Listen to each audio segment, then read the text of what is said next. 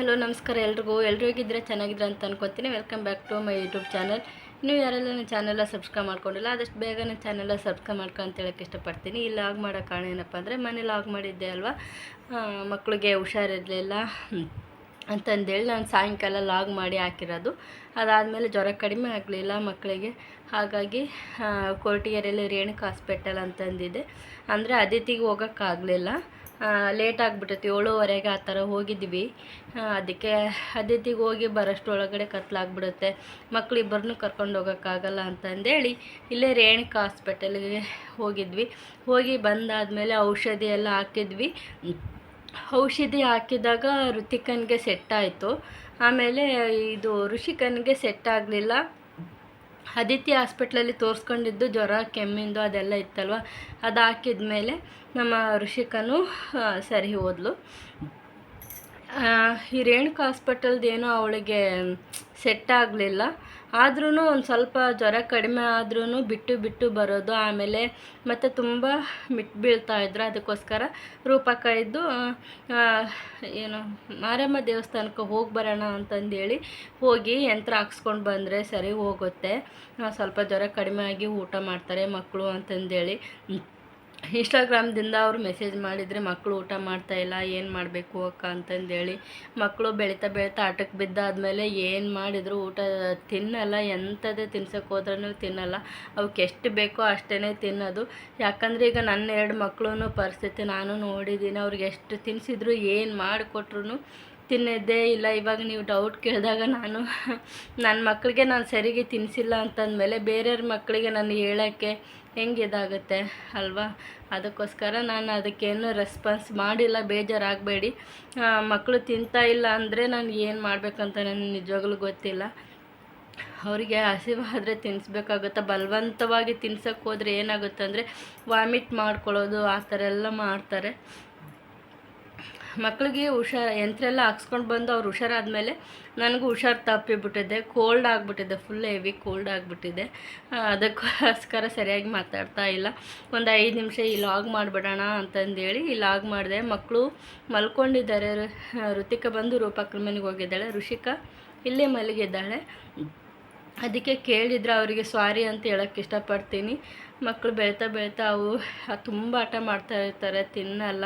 ಬೇಜಾರು ಆಗಬೇಡಿ, ಅದ್ರ ಬಗ್ಗೆ ನನಗೆ ಟಿಪ್ಸ್ ಗೊತ್ತಿಲ್ಲ, ನಿಜವಾಗ್ಲೂ ಗೊತ್ತಿದ್ದರೆ ನನ್ನ ಮಕ್ಕಳಿಗೆ ಹೆಂಗೋ ಒಂದು ತಿನ್ನಿಸಿ ಇದು ಮಾಡ್ತಾಯಿದ್ದೆ. ನನ್ನ ಮಕ್ಕಳಿಗೆ ಏನು ಕೊಟ್ಟರು ತಿನ್ನಲ್ಲ, ಬರೀ ಫ್ರೂಟ್ಸು ಅದು ತಿಂತಾರೆ, ಸ್ವಲ್ಪ ಹೊತ್ತು ತಿಂತಾರೆ, ಆಮೇಲೆ ಉಗಿದ್ಬಿಡ್ತಾರೆ.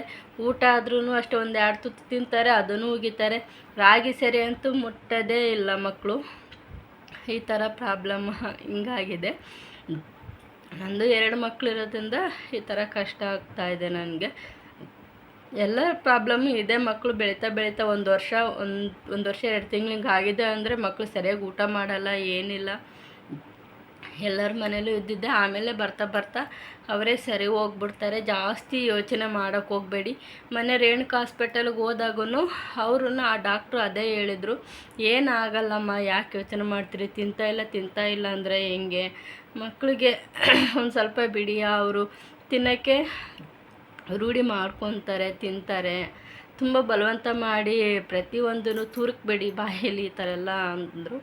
ಸರಿ ಅಂತಂದೇಳಿ ನಾವು ಸುಮ್ಮನೆ ಇದ್ವಿ. ಆಮೇಲೆ ಮಕ್ಕಳಿಗೆ ಹಸಿವಾಗೋದಕ್ಕೆ ಏನಾದರೂ ಔಷಧಿ ಕೊಡಿ ಅಂತಂದೇಳಿ ಹೇಳಿದಾಗ ಕ್ಯಾಲ್ಸಿಯಂ ಕೊಟ್ಟರು. ಬಟ್ ಇದು ಕಂಪ್ನಿದು ಬೇರೆ, ನಾವು ಮೊದಲು ಆಗ್ತಾ ಇದ್ದಿದ್ದು ಅದು ಕಂಪ್ನಿ ಬೇರೆ, ಅದಿತಿದು. ಈ ಥರ ಇದೆ. ಅಕಸ್ಮಾತ್ ನಿಮ್ಮ ಮಕ್ಕಳು ಏನಾದರೂ ತಿಂತಾ ಇಲ್ಲ ಅಂದರೆ ಇದೇ ಸೊಲ್ಯೂಷನು. ಒಂದು ಸರಿ ಡಾಕ್ಟ್ರ್ ಹತ್ರ ಹೋಗಿ ಹಸಿವಾಗೋದು ಔಷಧಿ ಕೊಡ್ತಾರೆ, ಅದು ಒಂದು 2 ಟೈಮ್ ಹಾಕಿದ್ದಾರೆ ಅಂತಂದರೆ ಮಕ್ಕಳಿಗೆ ಹಸಿವಾಗುತ್ತೆ, ಆವಾಗ ತಿಂತಾರೆ. ಸರಿನಾ? ಓಕೆ. ಆಮೇಲೆ 2 ವರ್ಷದವರೆಗೂ ಎದೆ ಹಾಲು ಕೊಡಿ. ಎದೆ ಹಾಲು ಕೊಟ್ಟು ಬಿಟ್ಟಾದಮೇಲೆ ಮಕ್ಕಳು ತಂಪಾಡಿ ತಾವು ಊಟ ಮಾಡಿಕೊಂಡು ಹೋಗ್ತಾರೆ. ಇವಾಗ ನಾವು ಎದೆ ಹಾಲು ಕೊಡೋದ್ರಿಂದ ಮಕ್ಕಳು ಊಟ ಮಾಡ್ತಾ ಇಲ್ಲ ಅಂತಂದೇಳಿ ಆ ಥರ ಯೋಚನೆ ಮಾಡಬೇಡಿ. ಎದೆ ಹಾಲಲ್ಲಿ ತುಂಬ ಪವರ್ ಇದೆ, ಗೊತ್ತಾಯ್ತಾ. ಎದೆ ಹಾಲು ಖಂಡಿತವಾಗಿ ಕೊಡಿ. ಮಕ್ಕಳು ಊಟ ತಿಂತಾ ಇಲ್ಲ ಅಂತಂದೇಳಿ ಎದೆ ಹಾಲನ್ನು ಬಿಡಿಸ್ಬೇಡಿ ದಯವಿಟ್ಟು. ಕನಿಷ್ಠ 2 ವರ್ಷದವರೆಗೂ ಎದೆ ಹಾಲನ್ನು ಕೊಡಿ ಅಂತ ಹೇಳೋಕ್ಕೆ ಇಷ್ಟಪಡ್ತೀನಿ. ಓಕೆ. ಆಮೇಲೆ ನನ್ನ ಮಕ್ಕಳದ್ದು ಹಾಸ್ಪಿಟಲ್ಗೆ ಹೋಗಿದ್ದು ಅದೆಲ್ಲದು ಸ್ವಲ್ಪ ವಿಡಿಯೋ ಮಾಡಿದ್ದೀನಿ, ನೀವು ನೋಡ್ಬೋದು. ಎಷ್ಟು ಜನ ಇದ್ದಾರೆ ಅಂದರೆ ತುಂಬ ಜನ ರಾಶಿ ಇದ್ದಾರೆ. ಹಾಗೆ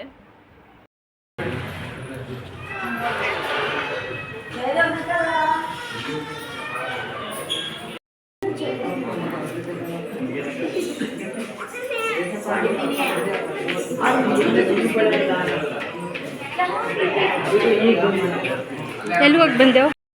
ಹಾಸ್ಪಿಟಲ್ಗೆ ಹೋಗಿ ಬಂದಮೇಲೆ ಹೋಗಿ ಮಾರಮ್ಮ ದೇವಸ್ಥಾನಕ್ಕೆ ತಾಯ್ತಾ ಈ ಥರ ಕಟ್ಸ್ಕೊಂಡು ಬಂದಿದ್ದೀವಿ ನೋಡಿ. ರೂಪಕ್ಕ ಹೇಳಿದ್ರು, ಅವರೇ ಕರ್ಕೊಂಡು ಹೋಗಿದ್ರು. ನನಗೆ ಯಾವ ದೇವಸ್ಥಾನ ಅದು ಸರಿಯಾಗಿ ಗೊತ್ತಿಲ್ಲ. ನಾನು ಹೋಗೋದು ಬರೀ ಗರುನಹಳ್ಳಿ ಮಹಾಲಕ್ಷ್ಮಿ ದೇವಸ್ಥಾನಕ್ಕೆ ಹೋಗ್ತಾಯಿದ್ದೆ. ಅವರೇ ಕರ್ಕೊಂಡೋಗಿ ಹಾಕ್ಸ್ಕೊಂಡು ಬಂದಿದ್ದಾದಮೇಲೆ ಇಬ್ಬರು ಚೆನ್ನಾಗಾದರು. ನೋಡಿದ್ರಿ ಅಲ್ವಾ ಎಷ್ಟು ಜನ ಇದ್ದರು ಹೆಂಗೆ ಅಂತಂದೇಳಿ. ಹೆಂಗೋ ಒಂದು ಯಂತ್ರ ಹಾಕ್ಸ್ಕೊಂಡು ಬಂದಿದ್ದೀವಿ. ತುಂಬ ಇಬ್ಬರು ಚೆನ್ನಾಗಿದ್ದಾರೆ, ಇವಾಗ ಹುಷಾರಾಗಿದ್ದಾರೆ, ಏನು ತೊಂದರೆ ಇಲ್ಲ. ಬಟ್ ಇವಾಗ ಅವ್ರಿಗೆ ಹುಷಾರಾದಮೇಲೆ ನನಗೆ ಸ್ವಲ್ಪ ಹುಷಾರು ತಪ್ಪಿಬಿಟ್ಟಿದ್ದೀನಿ. ನಾನು ಎಲ್ಲದೂ ಒಬ್ಬಳೇ ಮಾಡ್ಕೊಂಡು ಹೋಗೋಕ್ಕೆ ಬೇಜಾರು. ಅಷ್ಟಕ್ಕೂ ನಮ್ಮ ಯಜಮಾನ್ರು ಪಾಪ ಅವರು ತುಂಬ ಅಂದರೆ ತುಂಬ ಹೆಲ್ಪ್ ಮಾಡ್ತಾರೆ. ಓಕೆ, ಅದಕ್ಕೆ ಖುಷಿ ಆಗುತ್ತೆ. ಆಮೇಲೆ ಇಷ್ಟು ದಿನ ನಾನು ಬಿಸ್ನೆಸ್ ಒಂದು ಸ್ಟಾಪ್ ಮಾಡಿಬಿಟ್ಟಿದ್ದೆ, ಇವಾಗ ಕಂಟಿನ್ಯೂ ಆಗ್ತಾಯಿದೆ. ಮತ್ತು ಕಸ್ಟಮರ್ಗಳು ಕಾಲ್ ಮಾಡ್ತಾಯಿದ್ದಾರೆ, ಮತ್ತು ತೊಗೊತಾ ಇದ್ದಾರೆ. ನಾನು ಇದ್ರ ಬಗ್ಗೆ ವೀಡಿಯೋಸ್ಗಳು ಹಾಕ್ತಾಯಿದ್ದೀನಿ.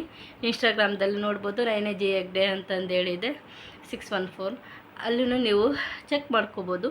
ಆಮೇಲೆ ಯೂಟ್ಯೂಬಲ್ಲಿ ಅಂತೂ ಡೈಲಿ ಕಂಟಿನ್ಯೂ ಆಗಿ ಲಾಗ್ ಆಗ್ತಾಯಿದ್ದೀನಿ, ಅಲ್ಲಿ ನೋಡ್ಬೋದು. ಯಾರಿಗಾದರೂ ಏರ್ ಗ್ರೋತ್ ಆಯಿಲ್ ಮತ್ತು ಸ್ಕಿನ್ ಗ್ಲೋಯಿಂಗ್ ಆಯಿಲ್ ಖಾಲಿಯಾಗಿದೆ, ಇನ್ನೂ ಒಂದು ಬಾಟಲ್ ಇದೆ ಅಷ್ಟೇ, ಅದನ್ನು ರೆಡಿ ಮಾಡಬೇಕು. ಆಮೇಲೆ ಹೇರ್ ಗ್ರೋತಿಂದು ಇನ್ನೊಂದು 6 ಏನು 7 ಇದ್ದಾವೆ ಅಷ್ಟೇ, ಅವನು ಖಾಲಿ ಆಗಿದೆ. ಅದನ್ನು ಇವಾಗ ಮತ್ತೆ ಮಾಡಬೇಕು. ಇವಾಗ ಸ್ವಲ್ಪ ಹುಷಾರಿಲ್ಲಲ್ಲ, ಅದೆಲ್ಲ ಸ್ವಲ್ಪ ಕಡಿಮೆ ಆದಮೇಲೆ ಆಯಿಲು ರೆಡಿ ಮಾಡ್ತೀನಿ. ಆರ್ಡರ್ ಕೊಡೋರು ಕೊಡ್ಬೋದು, 1-2 ದಿನ ಲೇಟ್ ಆಗುತ್ತೆ, ಅಷ್ಟು ಬಿಟ್ಟರೆ ಏನು ತೊಂದರೆ ಇಲ್ಲ. ಓಕೆ, ಯಾರಿಗೆಲ್ಲ ತುಂಬ ಒಳ್ಳೊಳ್ಳೆ ರಿಸಲ್ಟ್ ಬಂದಿದೆ ಅವರಿಗೆ ಇವಾಗ 1 ಮಂತು 2 ಮಂತಿಂದ ಹಚ್ಕೊಂಡಿರೋರಿಗೆ ರಿಸಲ್ಟ್ ಬಂದಿರ್ಬೋದು.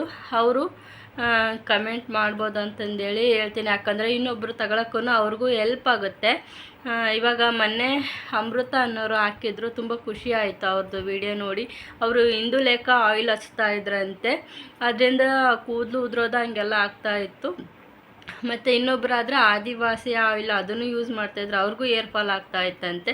ಇವಾಗ ನಂದು ಆಯಿಲ್ ಹಚ್ಕೊಂಡಾದ್ಮೇಲೆ ಏನಾಗಿದೆ ಅಂದರೆ ತಲೆ ಕೆರೆತ ಕಡಿಮೆ ಆಗಿದೆ ಅಂತ. ಅಂದರೆ ತಿಂಡಿ ಡ್ರಾಂಡ್ರಪ್ಪಿಂದ ತಿಂಡಿ ಬರುತ್ತಲ್ವ ಕೆರೆತ, ಅದು ಕಡಿಮೆ ಆಗಿದೆ ಅಂತೆ. ಮತ್ತು ಏರು ಬೆಳೀತಾ ಇದೆ ಅಂತೆ, ಅವರಿಗೆ ಏರ್ ಫಾಲ್ ಕಡಿಮೆ ಆಗಿದೆ ಅಂತಂದೇಳಿ ಹೇಳಿದರು. ಆಮೇಲೆ ಅಮೃತನವ್ರು ಕಮೆಂಟ್ ಮಾಡಿದ್ದಾರೆ, ಅವ್ರ ಕಮೆಂಟ್ಗಳು ನೀವು ನೋಡ್ಬೋದು.